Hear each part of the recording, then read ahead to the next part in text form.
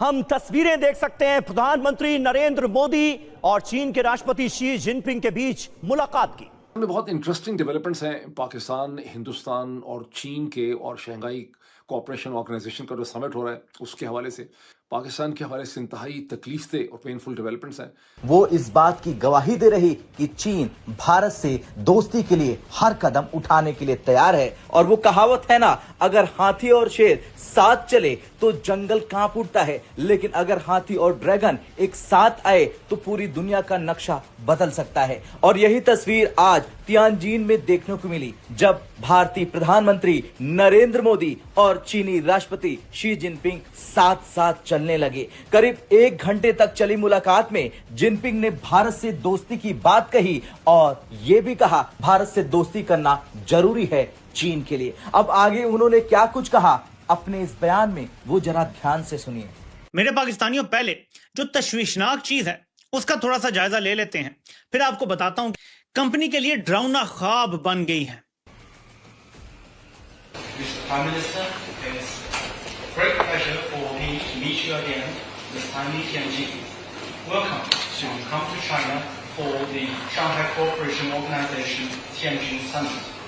Last year, you and I had a successful meeting in Kazan, and the China-India relationship reset and started anew. The two sides have illicitly implemented the important consensus we have agreed, and the bilateral exchanges and cooperation have since made new progress. The world today is swept by once-in-a-century transformations.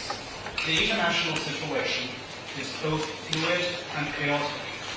China and India are two ancient civilizations in the East. We are the world's two most populous countries, and we are also important members of the global South. We're partners who enable each other's success, and to have the dragon and the elephant dance together. हम पता क्या कह रहे हैं, हम दोनों को राजी रख सकते हैं, अमेरिका को भी और चाइना को भी। अब मुझे बताइए कि क्या यहाँ पर चाइनीज कंपनीज नहीं आ सकती थी? बिल्कुल आ सकती हैं। क्या हम कितने सालों से कह रहे हैं कि ये हम समुंदर से गहरी और हिमालय से ऊंची दोस्ती है। हाँ जी, क्या चाइनीज को ऑयल एक्सप्लोरेशन नहीं आती? नहीं, बिल्कुल आती। क्या ये पोर्ट जो है चाइनीज ने नहीं बना के दी? क्या मुझे बताइए 12 साल का गवादर का पूरा प्रोजेक्ट अपने चाइनीज का तबाह कर दिया। यहाँ तक कि वहाँ अपने बिजली तक जो उन्होंने प्लांट लगाया था वो भी नहीं आने दिया। इस तरह डिले के यही वजह है कि आज की मैं अखबार ये पढ़ रहा था जिसमें उन्होंने कहा है कि CPEC debt relief no free pass. उन्होंने कहा है कि जी the fate of 1275 billion power sector circular debt settlement through refinancing the amount by 18 banks to disperse. उन्होंने कहा कि चाइनीज़ गवर्नमेंट अप्रूवल चाहिए थी, लेकिन चाइनीज़ ने कहा है कि हम ये अप्रूवल नहीं देंगे। सही। One of the reason the fund approve जो था, IMF ने कहा था आप इसको कर लो तक। तो आपकी जो एक इस वक्त एक तो डेट के अंदर, क्योंकि आपका तकरीबन $48 बिलियन जो है वो चाइनीज़ का आपका कर्जा है इसका। अब ये वो कहता ये है कि इंडियन फॉरेन मिनिस्टर उसने कहा है He is also scheduled to meet the India's National Security Advisor Ajit Doval। इसका क्या काम है? सर मोदी साहब हैं दोवल। इसका काम ये है कि उन्होंने एक जॉइंट पेट्रोलिंग शुरू करनी है। कहाँ पे? अब आपने ये तो सुन लिया कि शी जिनपिंग ने क्या कुछ कहा, लेकिन अब बात करते हैं इस मुलाकात से दुनिया को क्या संदेश गया, भारत पर टैरिफ लगाने वाले अमेरिका को क्या संदेश गया और बॉर्डर पर क्या संदेश गया।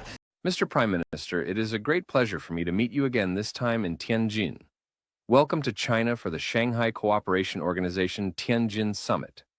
Last year, you and I had a successful meeting in Kazan, and the China-India relationship had resumed and started anew.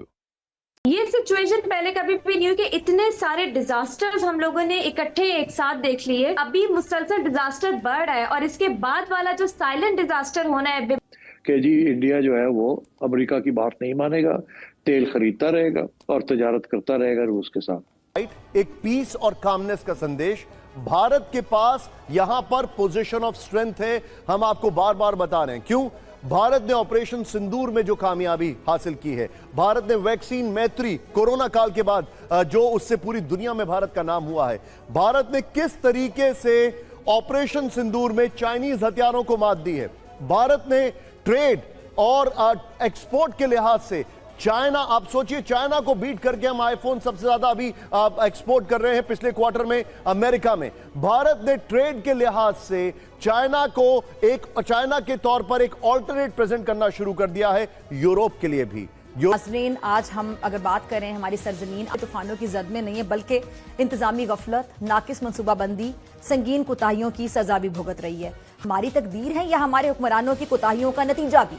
Pakistan की तारीख में और हर बार हुकूमत ने सिर्फ एक काम किया, प्रेस कॉन्फ्रेंस और फजाई दौरा किया। लद्दाख के इलाके में और सिलगी कॉरिडोर में ये उन्होंने LAC, India and China had agreed on the patrolling agreements to deescalate tensions. इसका मतलब है कि वो बॉर्डर तो इंडिया का हो गया सेफ, ठीक है। अब जो स्ट्रेटेजिक मिनरल्स हैं वो चाइना के पास, उनकी ट्रेड का साइज जो है वो इतना ज्यादा है कि आप हैरान होंगे कि वो एक दूसरे, अब इनके साथ कौन से मिल जाएंगे हाथ में, इंडिया, चाइना और रशिया। सर, जो अब हमारा पहले एक दुश्मन है, अब जब हम अमेरिका की तरफ अपना शिफ्ट करते हैं पॉलिसी का, तो जो चाइना के साथ हमारे ताल्लुकात हैं वो भी कंप्रोमाइज हो रहे हैं। अब इंडिया और चाइना अगर मिल के इस खिते में ऑपरेट करते हैं तो हमारा वो दोस्त भी दुश्मन बदल जाएगा।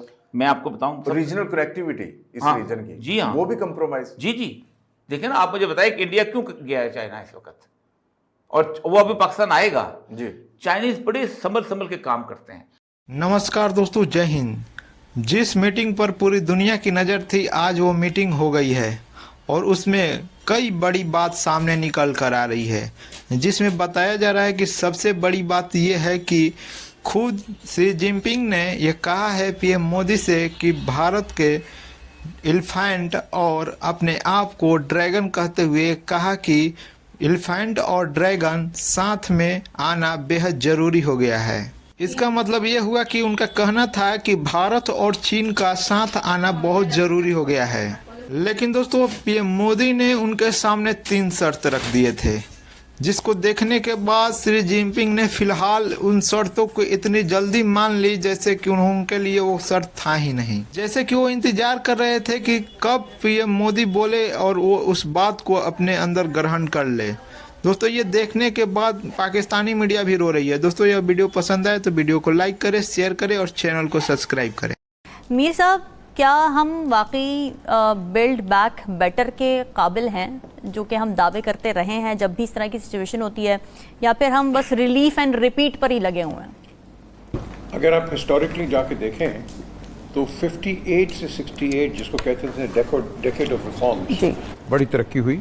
पाकिस्तान एक बहुत एक मजबूत मुल्क बना, आगे गया, हमारे इंटरनेशनल रिलेशंस बड़े अच्छे थे, तो हम कर सकते हैं। उसके बाद हम न्यूक्लियर पावर भी बने, अगर न्यूक्लियर बन सकते हैं हम बाकी भी कर सकते हैं। लेकिन एक कहावत है कि where there is a will you can do it. हमारा यहाँ नहीं है, हमारा है वेयर देयर इज